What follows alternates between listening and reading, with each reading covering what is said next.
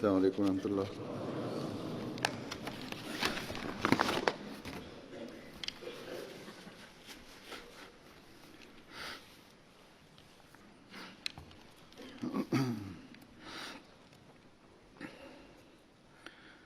أشهد أن لا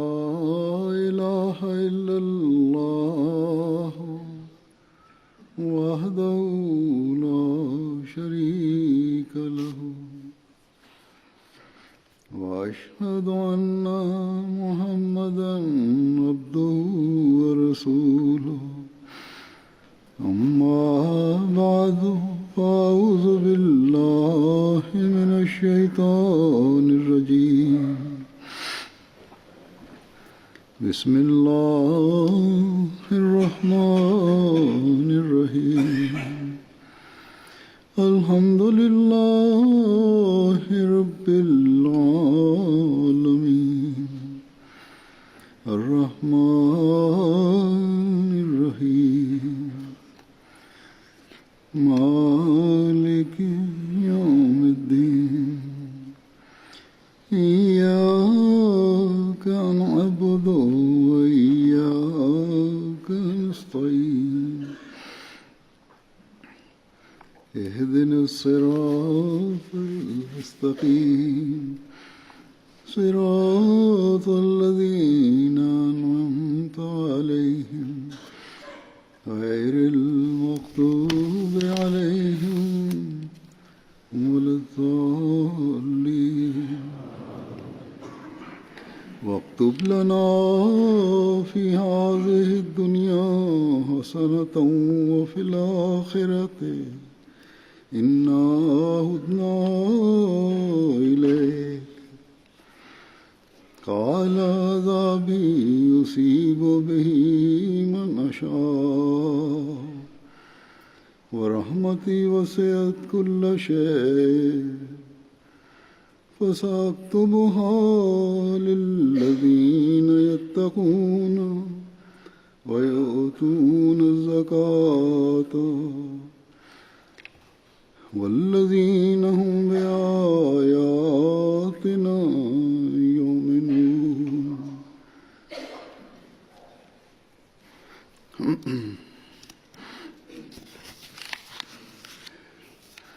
اس آیت کا ترجمہ ہے،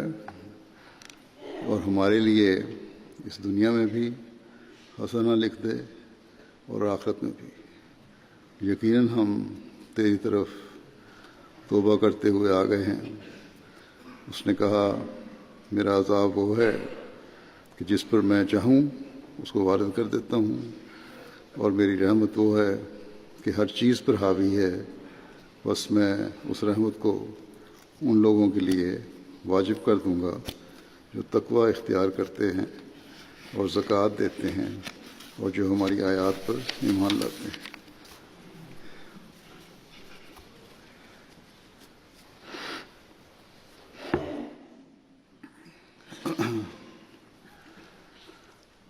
اللہ تعالیٰ کے اپنے بندوں پر عجیب احسان ہے، جیسا کہ اس آیت سے ظاہر ہے۔ اللہ تعالیٰ فرماتا ہے کہ میری رحمت ہر چیز پر حاوی ہے۔ رحمت کا مطلب ہے نرم ہونا، مہربان ہونا، رحم کا ابھرنا، یعنی اللہ تعالیٰ کا بندوں سے نرمی اور صرف نظر کا سلوک ہے جس کی کوئی انتہا نہیں۔ اللہ تعالیٰ کا اپنے بندوں پر مہربانی کا سلوک ہے جس کی کوئی انتہا نہیں۔ اللہ تعالیٰ کا رحم کا جذبہ اور یہ سلوک اتنا بڑھا ہوا ہے کہ جو ہر چیز پر حاوی ہے۔ اس کی رحمت میں رحمانیت اور رحیمیت شامل ہیں۔ یہ اس کی رحمانیت ہے کہ بن مانگے بھی بے شمار چیزیں دنیا میں انسان کے لیے پیدا کی ہیں، اور رحیمیت کو پھر وہ اللہ تعالیٰ کے حق ادا کرنے والوں اس کے احکام پر عمل کرنے والوں، اس کے آگے جھک کر مانگنے والوں پر اظہار کرتا ہے۔ تو یہاں اللہ تعالیٰ فرماتا ہے کہ بندوں کو عذاب دینا میری غرض نہیں۔ بڑی غلط فہمی ہوتی ہے بعضوں کو کہ انسان کو پیدا کیوں کیا گیا اگر عذاب دینا ہے، سزا دینی ہے۔ اللہ تعالیٰ فرماتا ہے کہ میری غرض یہ نہیں ہے۔ ہاں، میرے عذاب اور سزا کے مورد بنتے ہیں وہ لوگ جو اپنے غلط عملوں کی انتہا پر پہنچے ہوں، لیکن میرا یہ عذاب بھی عارضی چیز ہے اور اصلاح اور احساس کے لیے، حتیٰ کہ ایک وقت آئے گا کہ دوزخ والے بھی میری وسیع رحمت سے حصہ لیں گے اور ان کا عذاب بھی ختم ہو جائے گا۔ دوزخ کی سزا بھی ان کے غلط عملوں کی وجہ سے ملے گی، اور پھر وہ ایک اصلاح کا ذریعہ بن جائے گی۔ تو اگر دیکھا جائے تو یہ سزا بھی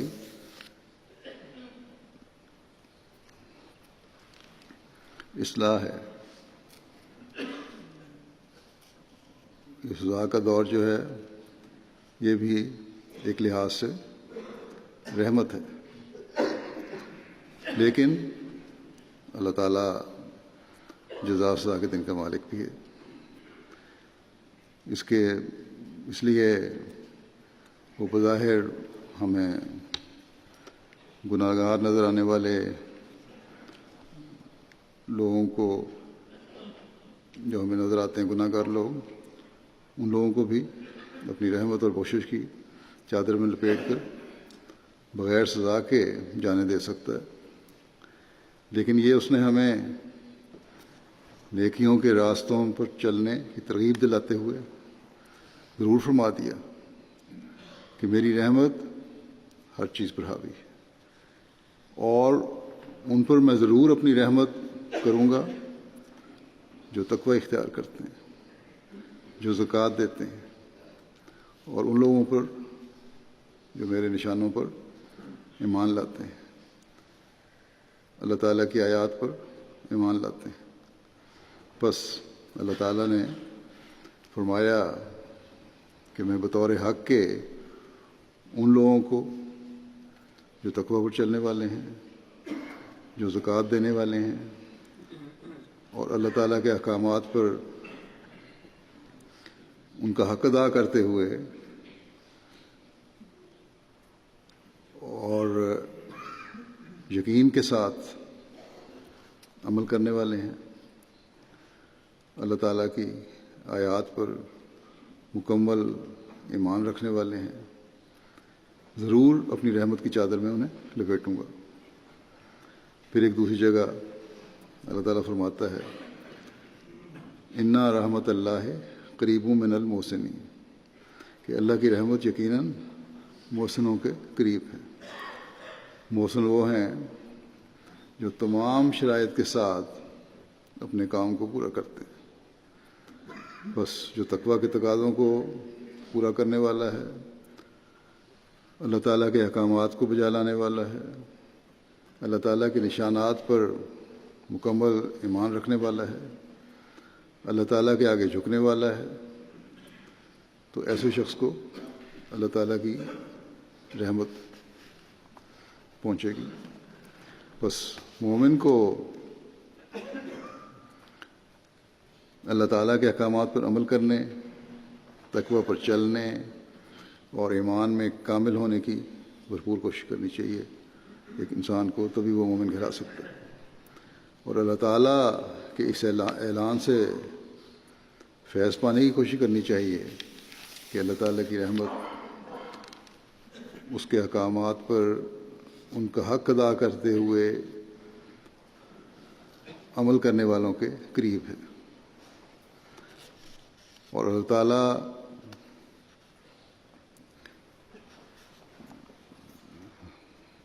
نے تو فرض کر لیا ہے اپنے پر، ان کے لیے لکھ دیا ہے کہ اگر تم یہ کرو گے تو میری رحمت کی وسعت تمہیں اپنی لپیٹ میں لے لے گی۔ کتنا رحیم و کریم ہے ہمارا خدا! کس طرح یہ ہو سکتا ہے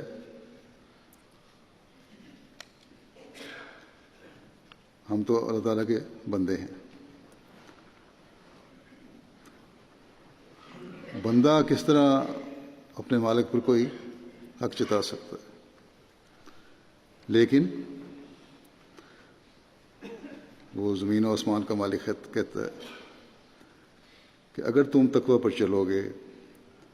میرے احکامات پر عمل کرتے ہوئے میرے نشانوں پر ایمان لاؤ گے تو میری رحمت کے یقیناً حقدار بن جاؤ گے۔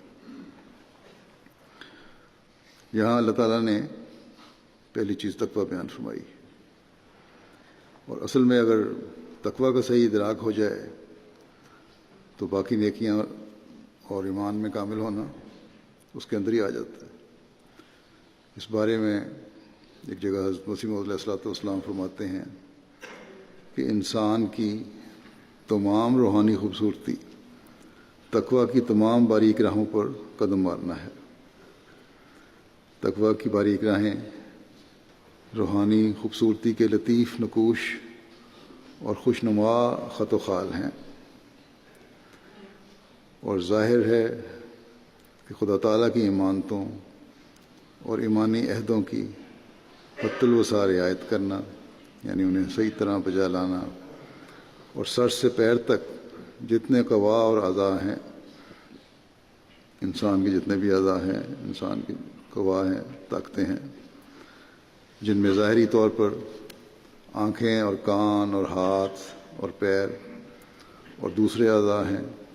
اور باطنی طور پر دل اور دوسری قوتیں اور اخلاق ہیں، ان کو جہاں تک طاقت ہو ٹھیک ٹھیک محل ضرورت پر استعمال کرنا، صحیح طرح ان کا استعمال کرنا، جو اللہ تعالیٰ کی بتائے ہوئے احکامات ہیں ان کے مطابق ادا کرنا، ان کا حق ادا کرنا، اور ناجائز مواضع سے روکنا، اور ان کے پوشیدہ حملوں سے متنبع رہنا، غلط استعمال سے اس کو روکنا، اور شیطان ان اعضاء کے ذریعے سے، ان طاقتوں کے ذریعے سے پوشیدہ حملے کرواتا ہے، اس لیے اس سے ہوشیار رہنا یہ انسان کا کام ہے، تبھی وہ صحیح تقوی پر چل سکتا ہے، تبھی وہ اللہ تعالیٰ کے احکامات کی ادائیگی صحیح طریقے کر سکتا ہے۔ فرمایا اور اس کے مقابل پر حقوق عباد کا بھی لحاظ رکھنا، یہ وہ طریق ہے کہ انسان کی تمام روحانی خوبصورتی اس سے وابستہ ہے، اور خدا تعالیٰ نے قرآن شریف میں تقوی کو لباس کے نام سے موسوم کیا ہے، چنانچہ لباس التقوی قرآن شریف کا لفظ ہے۔ یہ اس بات کی طرف اشارہ ہے کہ روحانی خوبصورتی اور روحانی زینت تقوی سے ہی پیدا ہوتی ہے، اور تقوی یہ ہے کہ انسان خدا کی تمام ایمانتوں اور ایمانی عہد اور ایسا ہی مخلوق کی تمام ایمانتوں اور عہد کی حد الوسع رعایت رکھے، یعنی ان کے دقیق در دقیق پہلوؤں پر تاب مقدور کاربند ہو جائے، جو باریک سے باریک باتیں ہیں اس پر بھی جتنی حد تک انسان کی طاقت ہے، جس حد تک قدرت رکھتا ہے، اس کا پابندی کرے، ان پر عمل کرے۔ بس اس معیار کو انسان حاصل کر لے تو یہ ہے جہاں اللہ تعالیٰ کی رحمت اپنے بندے پر بطور حق کے فرض ہو جاتی ہے۔ یعنی اللہ تعالیٰ خود اپنے پر یہ فرض کر لیتا ہے، ورنہ جیسا کہ میں نے کہا کہ بندے کا کیا مقام ہے کہ بطور حق اللہ تعالیٰ سے کچھ لے سکے، یہ دن جن میں سے ہم گزر رہے ہیں یہ رمضان کے دن جس کا آخری ہفتہ اب رہ گیا ہے، جس کے بارے میں حضرت صلی اللہ علیہ وسلم نے فرمایا تھا کہ جب رمضان کا مہینہ آتا ہے تو جنت کے دروازے کھول دیے جاتے ہیں اور دوزخ کے دروازے بند کر دیے جاتے ہیں اور شیطان کو جکڑ دیا جاتا ہے۔ اس سے بھی مومن ہی فائدہ اٹھاتے ہیں، وہی فائدہ اٹھائے گا جو صحیح طرح ایمان لانے والا ہے،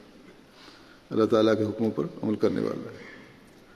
شیطان کے چیلے تو ان دنوں میں بھی اپنی حرکتوں سے باز نہیں آتے، دنیا میں بے تحاشا بےہودگیاں بے حیائیاں روزمرہ کا معمول ہیں، رمضان میں کوئی ختم نہیں ہو گئی۔ بس یہ خوشخبری مومنوں کے لیے ہے کہ تقویٰ پر، اور یہ تقویٰ پر چلنے والوں کے لیے ہے، اللہ تعالیٰ کی رحمت سے حصہ لینے والوں کے لیے ہے کہ تمہارے لیے اللہ تعالیٰ نے اپنی رحمت پہلے سے بھی بڑھ کر وسیع کر دی۔ بس اس سے فائدہ اٹھاؤ اور اللہ تعالیٰ کے حق ادا کرنے کی کوشش کرو، اس کے احکامات پر عمل کرنے کی کوشش کرو۔ اس حق کی ادائیگی کی طرف توجہ دلاتے ہوئے ایک موقع پر حضرت صلی اللہ علیہ وسلم نے فرمایا کہ جو شخص ایمان کے تقاضے اور ثواب کی نیت سے رمضان کی راتوں میں اٹھ کر نماز پڑھتا ہے اس کے گزشتہ گناہ بخش دیے جاتے ہیں، پرانے تب گناہ بخش دیے جاتے ہیں۔ ایک اور اللہ تعالیٰ کی رحمت کی وسعت کا اظہار، ایک اور نظارہ کہ تم ایک کوشش کرتے ہو، میں کئی گنا بڑھ کر تمہیں دے دیتا ہوں۔ کس کس طرح سے اس کی رحمانیت اور رحیمیت اور رحمت کا اظہار ہو رہا ہے۔ بس خوش قسمت ہیں وہ جو ان دنوں سے فائدہ اٹھانے والے ہیں۔ پھر یہ بھی اس کی دین ہے کہ ان آخری دنوں میں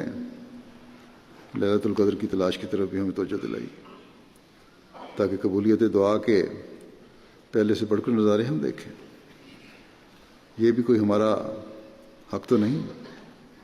یہ بھی اس کی عطا ہے تاکہ بندوں کو اپنے قریب تر کرنے کی طرف ترغیب دے، اور یہ بھی اس کی رحمت کی وسعت ہے۔ پھر ایک حدیث میں ہے کہ رمضان کا ابتدائی عشرہ رحمت ہے، اس کا درمیانی عشرہ مغفرت ہے، اور اس کا آخری عشرہ آگ سے نجات ہے۔ جب رمضان میں انسان روزے کے ساتھ اللہ تعالیٰ کے احکامات پر پہلے سے زیادہ عمل کرے، اپنی عبادتوں کو بڑھائے، اپنے تقویٰ میں ترقی کرے، تو پھر انسان اللہ تعالیٰ کی رحمت کی چادر میں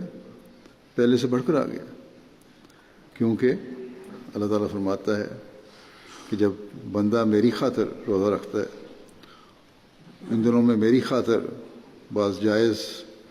باتوں کے کرنے سے بھی رکتا ہے، تو پھر ایسے روزہ دار کی جزا میں خود بن جاتا ہوں۔ جب اللہ تعالیٰ خود جزا بن گیا تو مغفرت کے سامان ہو گئے، اور جب مغفرت کے سامان ہو گئے، اللہ تعالیٰ مغفرت اور بخشش، اللہ تعالیٰ نے مغفرت اور بخشش و توبہ قبول کر لی، تو پھر آگ سے بھی انسان کی نجات ہو گئی، آگ سے بھی بچ گیا، اس دنیا کی آگ سے بھی اور آخرت اگلے جان کی آگ سے بھی۔ مگر شرط یہی ہے کہ خالص ہو کر اللہ تعالیٰ کی خاطر روزہ رکھنا ہے اور عمل بھی کرنے ہیں، اور پھر یہ عمل मुस्तकिल ज़िंदगी का हिस्सा बनकर अल्लाह ताला की रहमत में मुस्तकिल लपेटे रखने का ज़रिया बन जाते हैं। अल्लाह ताला की रहमत सिर्फ रमज़ान के पहले अशरा के लिए नहीं, पहले से दूसरे अशरे में भी दाखिल हो रही है और तीसरे अशरे में भी दाखिल हो रही है, और मुस्तकिल इंसान के साथ है जब तक उसके अमल तकवा पर चलते हुए और ईमान में मजबूती के साथ सरंजाम दिए जाते रहेंगे। इसी तरह उसकी मग़फ़िरत सिर्फ दरमियानी 10 दिन के लिए नहीं है, बल्कि रमज़ान के आखिर तक और इससे भी आगे तक इंसान के साथ है, और जब तक इंसान की ज़िंदगी है उसके साथ है। और अल्लाह ताला की सज़ा से बचाने वाली है। इसी तरह आग से भी सिर्फ इंसान इन 10 दिनों में नहीं बच रहा, बल्कि अल्लाह ताला की रहमत से फ़ायदा उठाते हुए और अल्लाह ताला से मग़फ़िरत मांगते हुए जो रमज़ान से गुज़र भी जाएगा, उसके बाद भी तो आग से दूर रहेगा। वरना हम अगर रमज़ान के बाद फिर वही दुनियादारी के गालिब आने और तक़वा से दूरी और अल्लाह ताला के अहकामात पर अदम तवज्जो और ईमान की कमज़ोरी और अल्लाह ताला के निशानात की परवाह न करना है, तो फिर ऐसा ही है जैसे अपने लिए इंसान एक महफूज हिसार बनाता है, एक महफूज मोर्चा बनाता है और फिर उसे खुद ही उसको ज़ाया कर दे और तोड़ दे। बस ये रमज़ान तो अल्लाह ताला की रहमत से हिस्सा लेने के लिए और पहले से बढ़कर हिस्सा लेने के लिए एक ज़रिया अल्लाह ताला ने बनाया है। अल्लाह ताला के कुर्ब हासिल करने का एक ज़रिया अल्लाह ताला ने बनाया है। वरना ना ही अल्लाह ताला की रहमत चंद दिनों तक महदूद है, ना उसकी मग़फ़िरत चंद दिनों तक महदूद है, ना उसकी मग़फ़िरत की कबूलियत की वजह से आग से निजात महदूद है चंद दिनों के लिए, कुछ अरसे के लिए। बस इस बात पर हमें हमेशा गौर करते रहना चाहिए। हमारी इस ज़माने में कदम कदम पर हज़रत मसीह मौऊद अलैहिस्सलाम ने रहनुमाई फरमाई कि हम किस तरह अल्लाह ताला का कुर्ब हासिल कर सकते हैं और उसकी हकीकत क्या है, किस तरह हम अल्लाह ताला की रहमत से हिस्सा लेने वाले बन सकते हैं और किस तरह अल्लाह ताला हमें अपनी रहमत में लपेटने के समान करता है, या हमारे एक अमल को किस तरह बढ़कर नवाजता है, किस तरह मग़फ़िरत की समान करता है और किस तरह हमें मग़फ़िरत के लिए कोशिश करनी चाहिए ताकि उसकी रहमत मुस्तकिल हमारे शामिल हाल रहे। इसके लिए मैं इस वज़ाहत पेश करूँगा, वज़ाहत भी करूँगा। हज़रत अक़दस मसीह मौऊद अलैहिस्सलाम इस आयत की वज़ाहत फरमाते हुए जो मैंने तिलावत की है, फरमाते हैं कि अल्लाह ताला फरमाता है कि मैं जिसको चाहता हूँ अज़ाब पहुँचाता हूँ और मेरी रहमत ने हर चीज़ पर इहाता कर रखा है। सो मैं उनके लिए जो हर एक तरह के शिर्क और कुफ्र और फ़वाहिश से परहेज़ करते हैं और ज़कात देते हैं, और नीज़ उनके लिए जो हमारी निशानियों पर ईमान कामिल लाते हैं, अपनी रहमत लिखूँगा। यह हमने तकवा की वज़ाहत 3 अल्फाज में फरमाई कि शिर्क से परहेज़ करना, कुफ्र से बचना और फ़वाहिश से परहेज़ करना। आजकल कदम कदम पर फ़वाहिश के समान हैं, बेहूदगियाँ और लगवियात के समान हैं, टीवी पे, इंटरनेट पे और मीडिया में। बस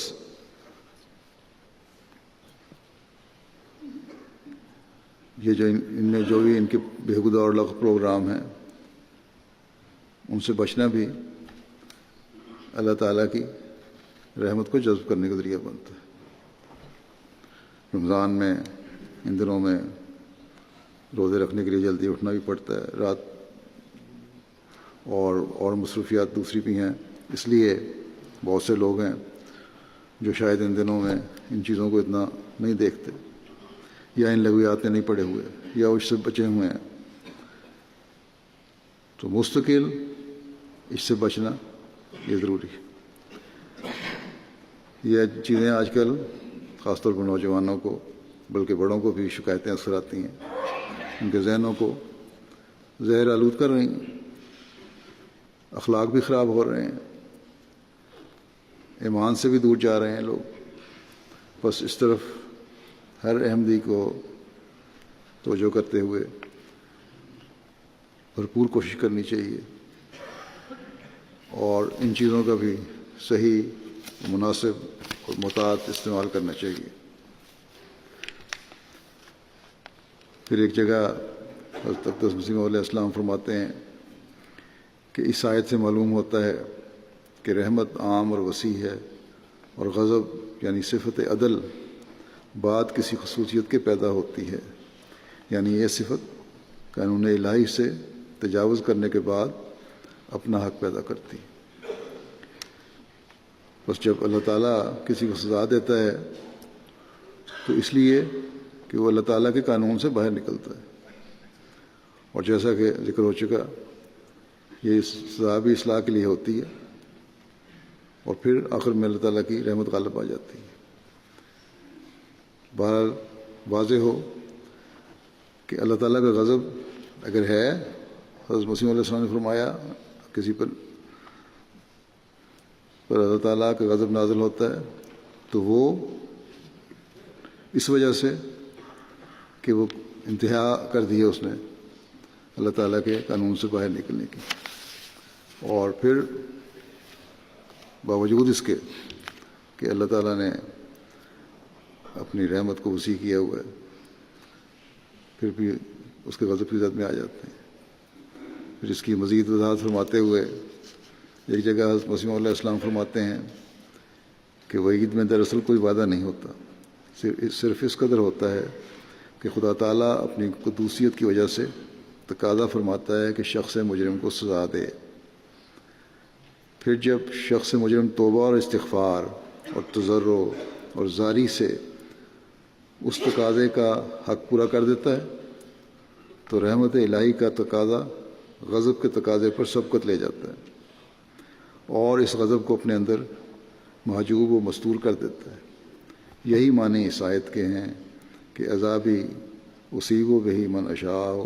و رحمتی وسعت کل شیء، یعنی رحمتی سبقت غضبی، یعنی میری رحمت میرے غضب پر سبقت لے گئی۔ جب انسان توبہ کر رہا ہے، استغفار کر رہا ہے، تضرع کر رہا ہے، دعائیں مانگ رہا ہے، اور جب اس کا یہ تقاضا پورا کر دیتا ہے، جو اس کا حق ہے وہ پورا کر دیتا ہے، تو پھر آپ نے فرمایا کہ پھر اللہ تعالیٰ نے کوئی فرض نہیں کیا وہ اپنے اوپر سزا دینا، بلکہ اس نے جو فرض کیا تو ایسے لوگوں کا پر رحمت فرض کی ہے۔ پھر اس کی رحمت جو ہے اس کے غضب کے تقاضے پر غالب آ جاتی ہے، اور غضب کو جو ہے وہ غائب ہو جاتا ہے اور پردوں میں چھپ جاتا ہے۔ پھر آپ فرماتے ہیں اللہ تعالیٰ کی رحمت کو جذب کرنے کا ذریعہ توبہ اور استغفار ہے، اس بارے میں اور استغفار کی حقیقت کیا ہے، اس کے معنی کیا ہیں۔ آپ بیان فرماتے ہیں کہ استغفار کے حقیقی اور اصلی معنی یہ ہیں کہ خدا سے درخواست کرنا کہ بشریت کی کوئی کمزوری ظاہر نہ ہو اور خدا فطرت کو اپنی طاقت کا سہارا دے اور اپنی حمایت اور نصرت کے حلقے کے اندر لے لے۔ استغفار کس لیے ہے کہ کوئی کمزوری جو انسان کے اندر ہے، انسان ہے کمزور ہے، وہ ظاہر نہ ہو، اور جو انسانی فطرت ہے وہ اللہ تعالیٰ اس کو اپنی طاقت سے سہارا دے اور گناہ سرزد ہونے سے بچائے، غلطیاں سرزد ہونے سے بچائے۔ فرمایا کہ یہ لفظ غفر سے لیا گیا ہے جو ڈھانکنے کو کہتے ہیں، سو اس کے یہ معنی ہیں کہ خدا اپنی قوت کے ساتھ شخص سے مستغفر کی فطرتی کمزوری کو ڈھانک لے، یعنی جو استغفار کرنے والا شخص ہے اس کی جو فطرتی کمزوری ہے، انسان کی فطرت میں بہت کمزوریاں ہوتی ہیں، ان کو ڈھانک لے، وہ ظاہر نہ ہو، اور ان کمزوریوں کی وجہ سے اس سے گناہ سرزد نہ ہو۔ لیکن بعد اس کے عام لوگوں کے لیے اس لفظ کے معنی اور بھی وسیع کیے گئے ہیں، اور یہ بھی مراد لیا گیا کہ خدا گناہ کو جو صادر ہو چکا ہے ڈھانک لے، یعنی کہ جو گناہ کر چکا ہے انسان اس کو بھی ڈھانک لے، اس کے بد اثرات سے بچائے، اس کی وجہ سے جو سزا ملنی ہے اس سے بچائے۔ لیکن اصل اور حقیقی معنی یہی ہیں کہ خدا اپنی خدائی کی طاقت کے ساتھ مستغفر کو جو استغفار کرتا ہے فطرتی کمزوری سے بچاوے، اور اپنی طاقت سے طاقت بخشے، اور اپنے علم سے علم عطا کرے، اور اپنی روشنی سے روشنی دے، کیونکہ خدا انسان کو پیدا کر کے اس سے الگ نہیں ہوا، بلکہ وہ جیسا کہ انسان کا خالق ہے اور اس کے تمام قوا اندرونی اور بیرونی کا پیدا کرنے والا ہے، ویسا ہی وہ انسان کا قیوم بھی ہے، یعنی جو کچھ بنایا ہے اس کو خاص اپنے سہارے سے محفوظ رکھنے والا ہے۔ بس جب خدا کا نام قیوم بھی ہے، یعنی اپنے سہارے سے مخلوق کو قائم رکھنے والا، اس لیے انسان کے لیے لازم ہے کہ جیسا کہ وہ خدا کی خالقیت سے پیدا ہوا ہے، ایسا ہی وہ اپنی پیدائش کے نقش کو خدا کی قیومیت کے ذریعے سے بگڑنے سے بچاوے۔ اللہ تعالیٰ نے پیدا کر کے انسان کو چھوڑ نہیں دیا، وہ قیوم بھی ہے۔ بس انسان کی پیدائش جو ہے وہ قانون قدرت کے تابع انسان وہ بشک انسان کو اللہ تعالیٰ نے پیدا کیا ہے، پیدائش اسی کی وجہ سے ہوتی ہے، لیکن قانون قدرت کے تابع انسانی کوشش اور ذریعہ اور جو قانون اللہ تعالیٰ نے بنایا ہے پیدائش کا، اس سے گزرنا پڑتا ہے، یہ ضروری ہے۔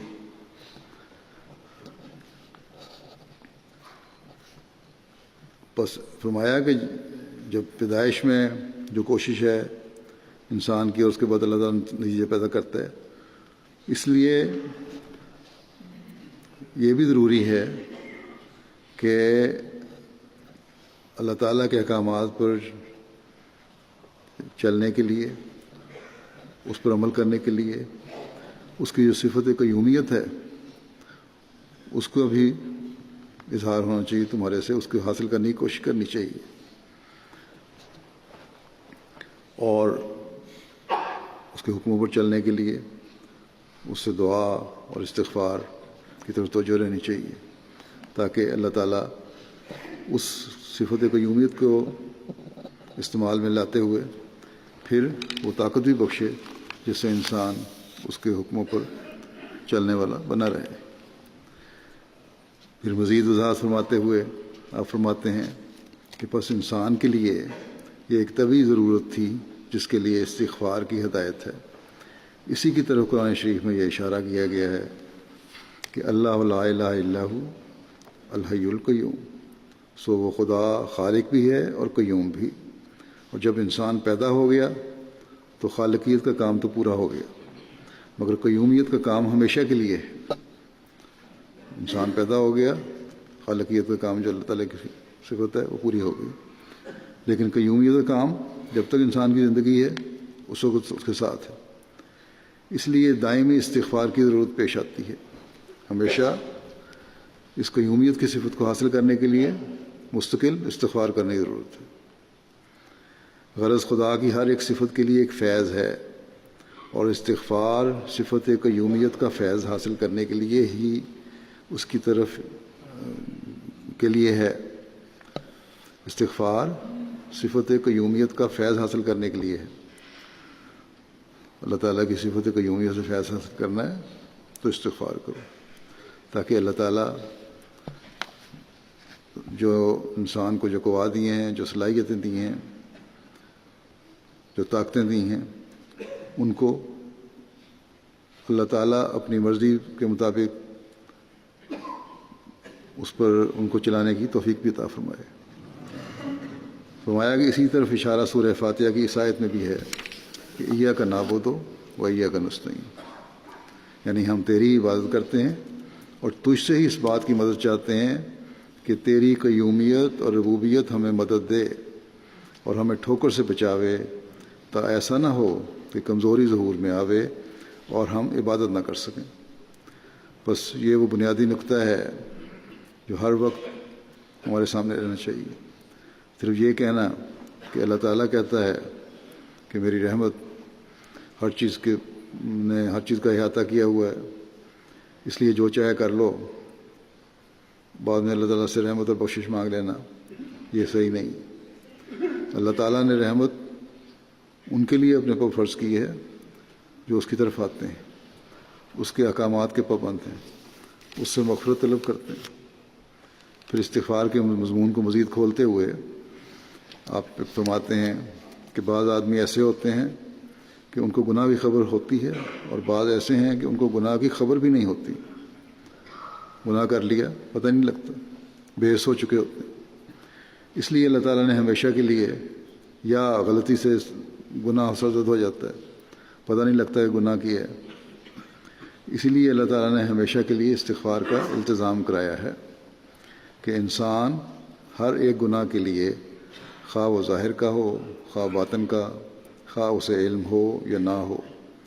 اور ہاتھ اور پاؤں اور زبان اور ناک اور کان اور آنکھ اور سب قسم کے گناہوں سے استغفار کرتا رہے۔ جسم کے جتنے اعضاء ہیں کسی سے بھی ایسا گناہ نہ سرزد ہو، استغفار کرتے رہے۔ فرمایا کہ آج کل آدم علیہ السلام کی دعا پڑھنی چاہیے کہ ربنا ظلمنا انفسنا وَإِن لَّمْ تَغْفِرْ لَنَا وَتَرْحَمْنَا لَنَكُونَنَّ مِنَ الْخَاسِرِينَ، کہ یہ دعا اول ہی سے قبول ہو چکی ہے۔ اللہ تعالیٰ، میں نے اپنے نفس پر ظلم کیا، اگر تو نے ہمیں نہ بخشا، ہم پر رحم نہ کیا، تو ہم پھر خسارہ اٹھانے والوں میں ہو جائیں گے۔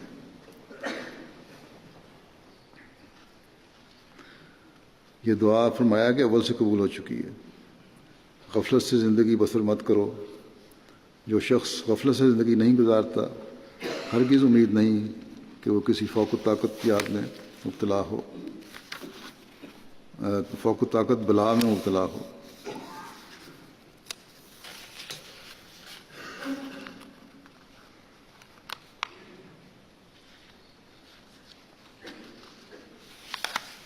کوئی بلا بغیر اذن کے نہیں آتی۔ فرمایا کہ جیسے مجھے یہ دعا الہام ہوئی ہے کہ رب کل شیء خادموں کا، رب فاحفظنی وانصرنی وارحمنی، بس اللہ تعالیٰ کی حفاظت میں آنے کے لیے، اس کی مدد نصرت کے لیے، اس کا رحم حاصل کرنے کے لیے کوشش، استغفار اور دعا ضروری ہے۔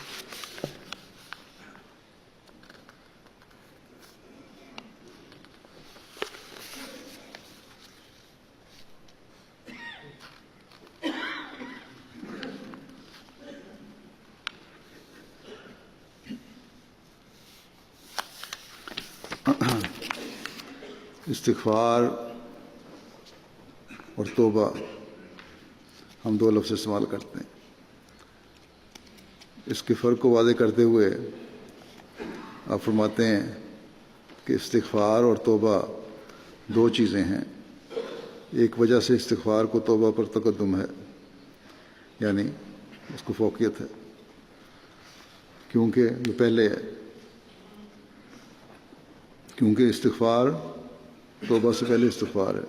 کیونکہ استغفار مدد اور قوت ہے جو خدا سے حاصل کی جاتی ہے۔ گناہوں سے بچنے کے لیے مدد و طاقت حاصل کی جاتی ہے استغفار کے ذریعے سے اللہ تعالیٰ سے، تاکہ انسان گناہوں سے بچے۔ اور توبہ اپنے قدموں پر کھڑے ہونا ہے۔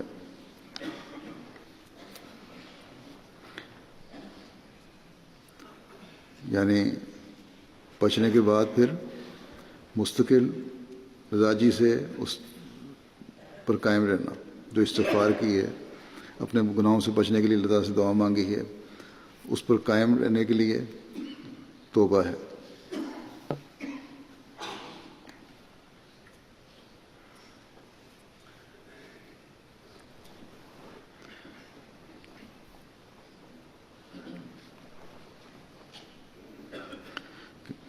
پھر یہ دعا ہے، توبہ اس لیے ہے کہ اے اللہ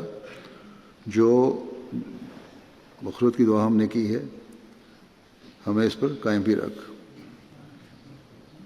آگ سے نجات دی ہے تو یہ مستقل نجات ہو، ہمارا کوئی فعل کہ جو بھی کوششیں ہم نے کی ہیں، ساری کوششیں ان میں تجھے ناراض کرنے والا نہ بن جائے تاکہ ہم پھر اسی جگہ واپس آ جائیں۔ اس کے لیے توبہ، استغفار کی، گناہوں سے معافی مانگنے کے لیے، اور اتوب الیک کا تو پھر اس لیے کہ ہمیں اس پر قائم بھی رکھ کہ ہم اپنے گناہوں سے بچے بھی رہیں، تیری مغفرت کو ہمیشہ حاصل کرنے والے بھی رہیں، اور آگ سے ہمیں ہمیشہ کے لیے نجات بھی ملتی رہے۔ فرمایا کہ عادت اللہ یہی ہے کہ جب اللہ تعالیٰ سے مدد چاہے گا تو خدا تعالیٰ ایک قوت دے دے گا، اور پھر اس قوت کے بعد انسان اپنے پاؤں پر کھڑا ہو جائے گا، اور نیکیوں کے کرنے کے لیے اس میں ایک قوت پیدا ہو جائے گی جس کا نام توبو الیہ ہے۔ فرمایا کہ توبہ کی توفیق استغفار کے بعد ملتی ہے، اگر استغفار نہ ہو تو یقیناً یاد رکھو کہ توبہ کی قوت مر جاتی ہے۔ پھر اگر اس طرح پر استغفار کرو گے اور پھر توبہ کرو گے تو نتیجہ یہ ہوگا کہ یمتعکم متاعا حسنا الی اجل مسمى، کہ تمہیں ایک مقررہ مدت تک بہترین سامان عطا کرے گا اللہ تعالیٰ۔ فرمایا کہ سنت اللہ اسی طرح پر جاری ہے کہ اگر استغفار اور توبہ کرو گے تو اپنے مراتب پالو گے، ہر ایک حص کے لیے ایک دائرہ ہے جس میں وہ مدارج ترقی کو حاصل کرتا ہے۔ ہر ایک آدمی نبی، رسول، صدیق اور شہید نہیں ہو سکتا، لیکن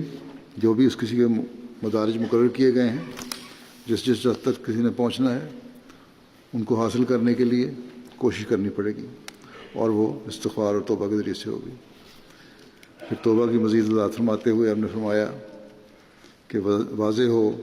کہ توبہ لغت عرب میں رجوع کرنے کو کہتے ہیں، اسی وجہ سے قرآن شریف میں خدا تعالیٰ کا نام بھی تواب ہے، یعنی بہت رجوع کرنے والا۔ اس کے معنی یہ ہیں کہ جب انسان گناہوں سے دستبردار ہو کر صدق کے دل سے خدا کی طرف رجوع کرتا ہے تو خدا تعالیٰ اس سے بڑھ کر اس کی طرف رجوع کرتا ہے، اور یہ امر سراسر قانون قدرت کے مطابق ہے، کیونکہ جب کہ خدا تعالیٰ نے نوع انسان کی فطرت میں یہ بات رکھی ہے کہ جب ایک انسان سچے دل سے دوسرے انسان کی طرف رجوع کرتا ہے تو اس کا دل بھی اس کے لیے نرم ہو جاتا ہے، تو پھر عقل کیوں کر اس بات کو قبول کر سکتی ہے کہ بندہ تو سچے دل سے خدا تعالیٰ کی طرف رجوع کرے اور خدا اس کی طرف رجوع نہ کرے، بلکہ خدا جس کی ذات نہایت کریم و رحیم واقع ہوئی ہے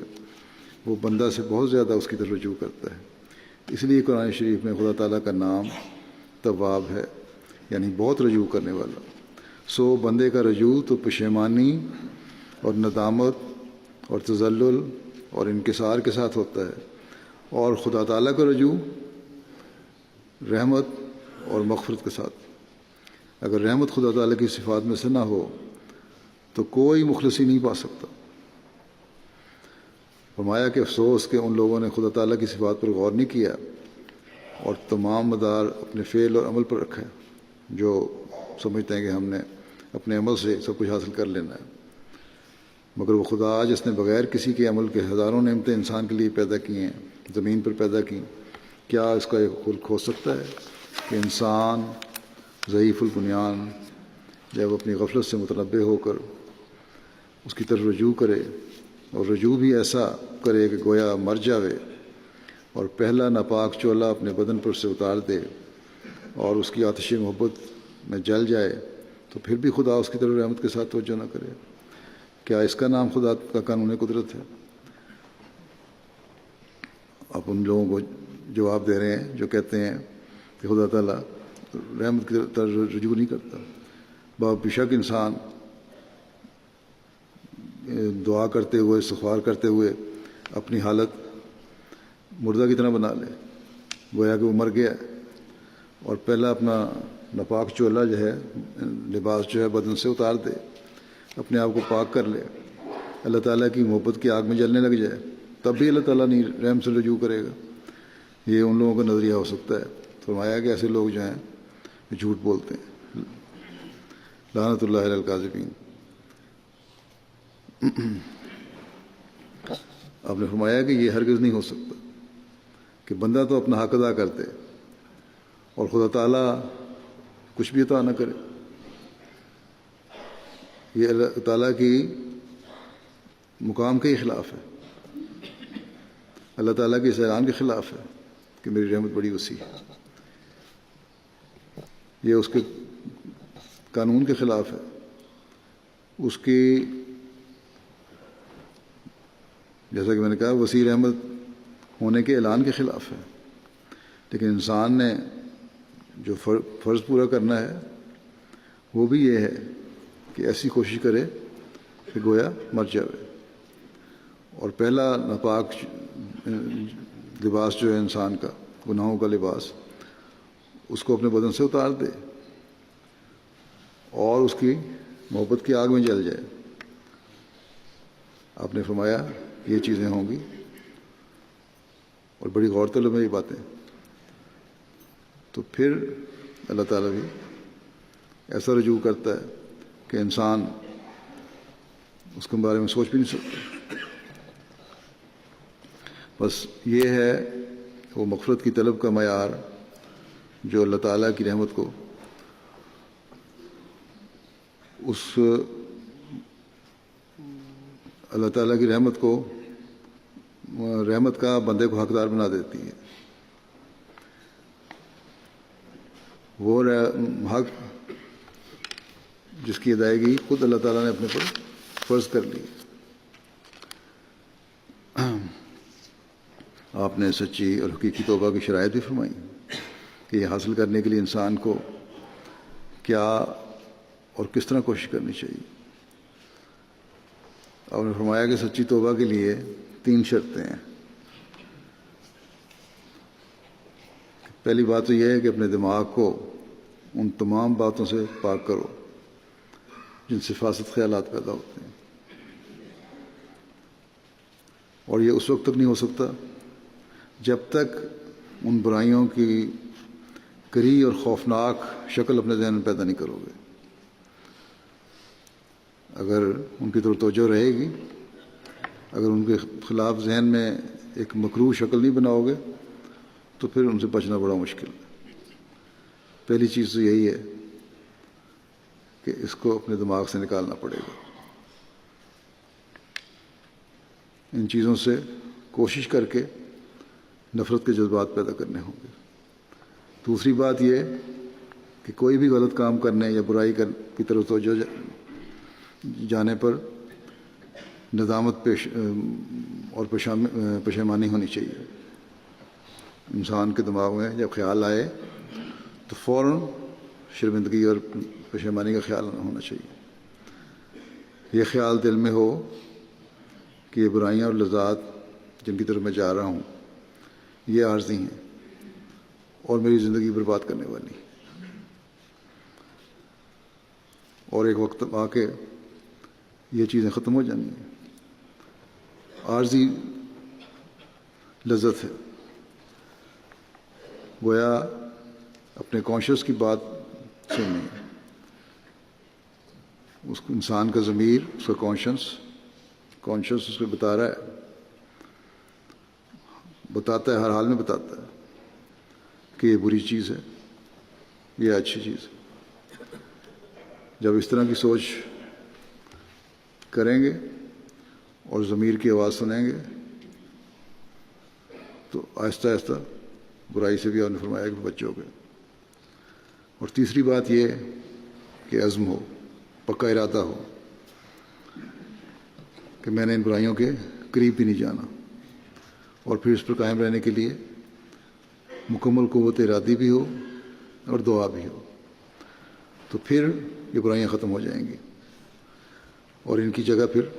نیکیاں لینی شروع کر دیں گی۔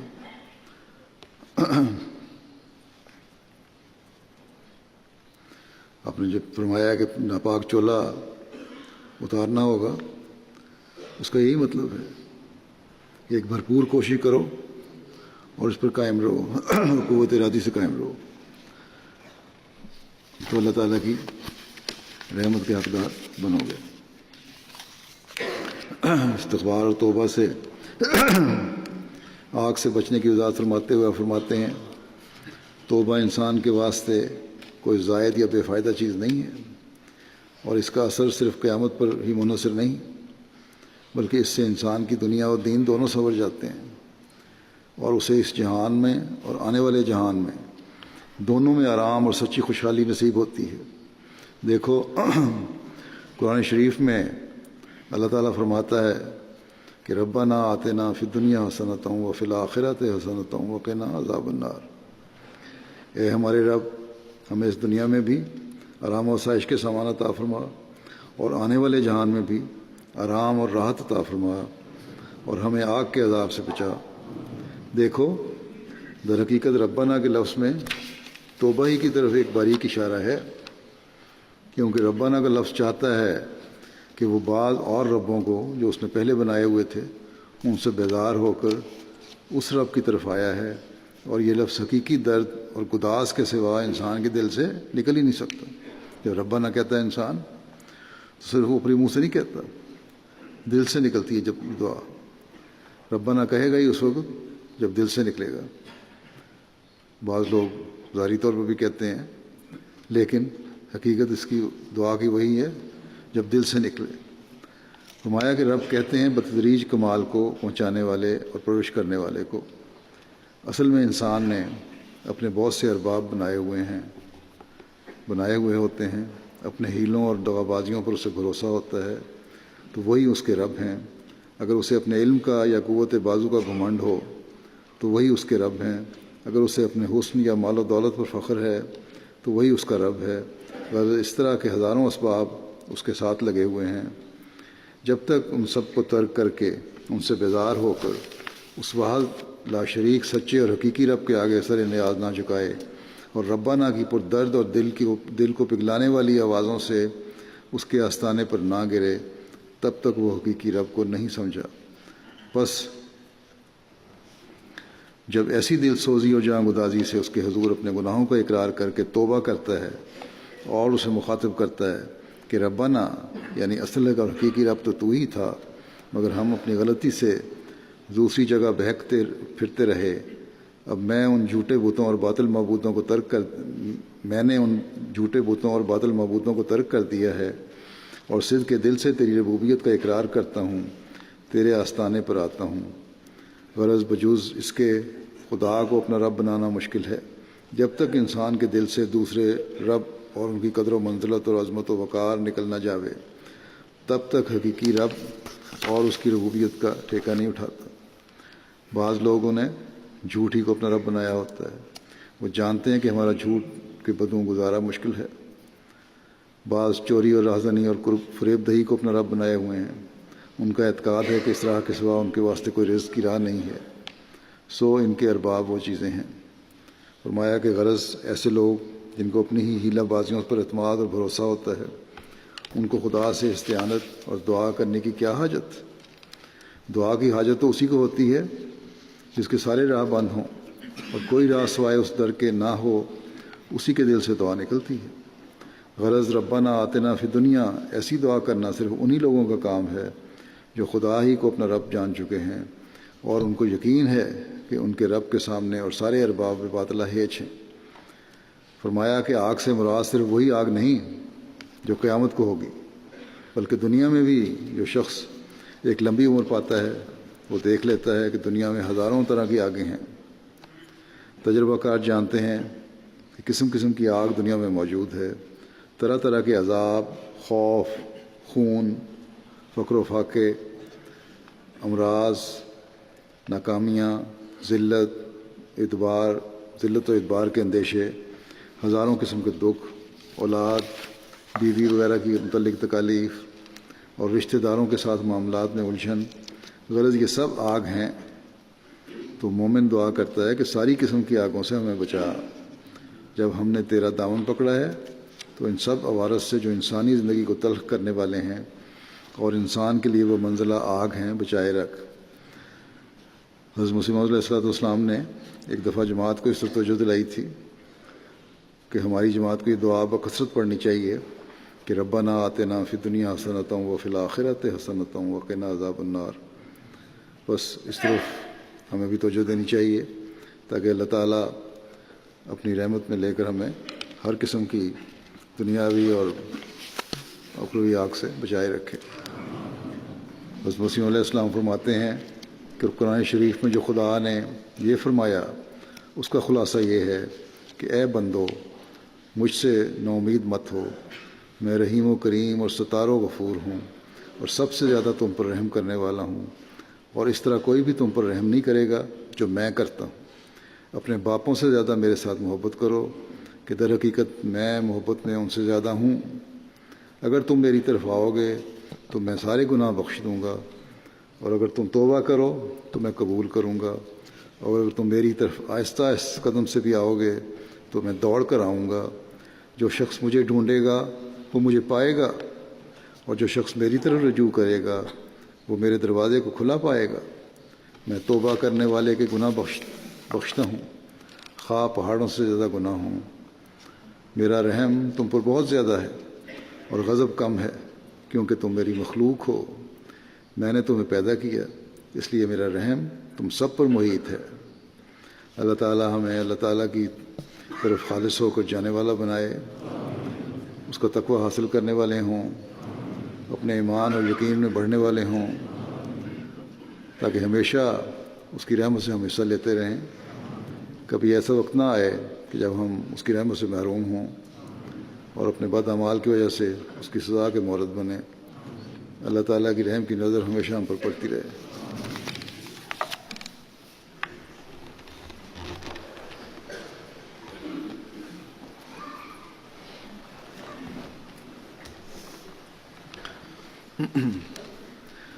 الحمد للہ نحمده ونستعینه ونستغفره ونؤمن به ونتوکل علیہ ونعوذ باللہ من شرور انفسنا ومن سیئات اعمالنا من يهده الله فلا مضل له ومن يضلل فلا هادي له ونشهد أن لا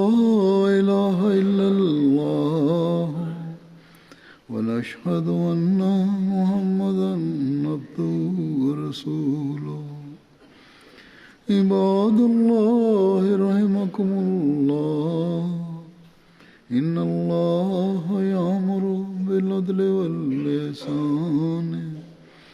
وإيتاء ذي القربى وينهى عن الفحشاء والمنكر والبغي يعظكم لعلكم تذكرون اذكروا الله يذكركم وادعوه يستجب لكم ولذكر الله أكبر